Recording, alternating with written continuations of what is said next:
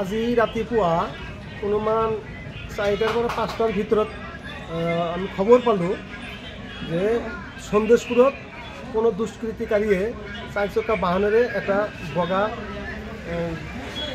মাইকী গৰু মানে লৈ আহিছিল। ৰাইজে খেদি গৰুখন ধৰিছে, কিন্তু তেওঁ 4 চকা বাহনখন লৈ চোৰে পলাই যাবলৈ সক্ষম হয়, কিন্তু ৰাইজে গৰুখন কৰায়ত্ব কৰে।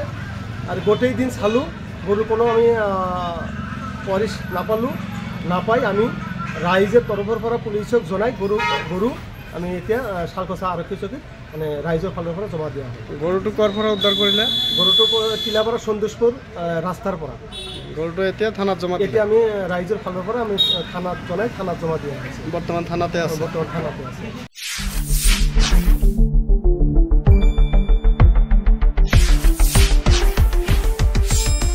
শুদ্ধ আৰু বিস্তৃত বাতৰিৰ বাবে চাই থাকক নিউজ ডেস্ক ৰিপোৰ্ট।